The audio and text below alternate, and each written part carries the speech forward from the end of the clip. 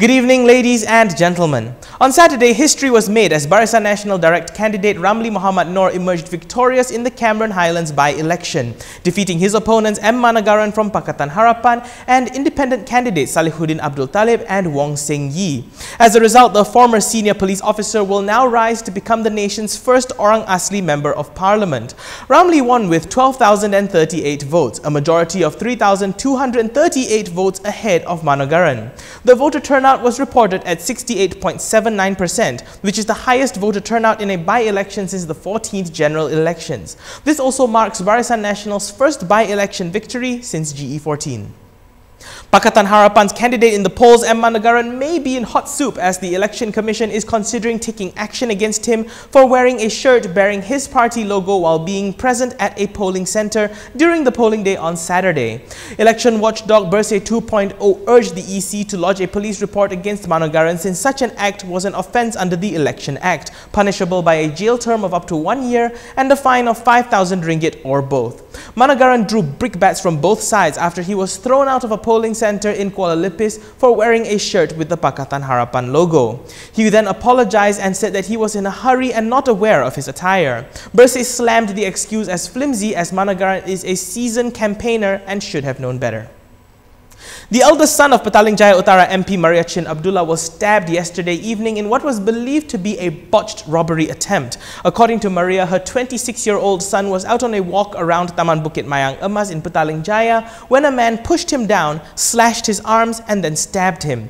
Maria added that she and her boys were traumatized at the incident and that luckily a motorcycle passed by and the robber ran away. He underwent surgery yesterday evening and is currently recovering. The police confirmed that a report was lodged over the incident. The International Paralympic Committee has stripped Malaysia of the rights to host the World Paraswimming Championships that was slated to be held between the 29th of July and the 4th of August this year. According to IPC President Andrew Parsons, the agreement signed in September of 2017 between them and the Paralympic Council of Malaysia assured that all eligible athletes and countries would be allowed to participate in the event. Prasyarat yang kita letakkan agak jelas, iaitu penyertaan Israel saja.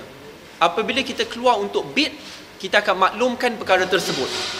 Saya agak muskil sedikit dengan kenyataan yang dikeluarkan oleh IPC. Bukan kerana IPC, tetapi IPC memaklumkan dalam satu perenggan bahawa pada tahun 2017 ada persefahaman dengan kerajaan sebelum ini yang membenarkan yang tiada prasyarat, yang maksudnya membenarkan atlet Israel untuk masuk. After a video showing what appears to be a police officer having a smoke in a restaurant, Inspector General of Police Muhammad Fuzi Harun said that instructions have been given to the relevant departments to identify the officer involved, elaborating that the cop in the video is a uniformed personnel and should know that the government has put the ban into force. He said that it is unethical if they breach the ban by smoking in open-air eateries now. From the footage, no smoking signs were visible, a possible indication that the incident happened in Peninsular Malaysia, as the ban was put into effect from the 1st of January, while Sabah and Sarawak will only begin enforcing the ban from the 1st of February and the 1st of March respectively. The Ministry of Education is reviewing the Education Act 1996 to consider making school mandatory for all students from Standard 1 to Form 5. The review, according to Deputy Education Minister Teo Nee Ching, would subject parents who failed to send their children to school to a fine of up to 5,000 ringgit or 6 months imprisonment. At current, the Education Act only requires students to complete schooling up to Standard 6. Teo also said that 98% of children are schooling in primary schools, but their target is 100%, elaborating that the program was a continuation of the No Child Left Behind initiative, which began in July 2018. This was aimed at identifying the problems faced by families which led to their children not attending school. And that's all from me today, ladies and gentlemen. For more stories, you can go to KiniTV.com. Don't forget to hit like, share, comment and subscribe. I'm Daniel Anthony. Thank you for watching.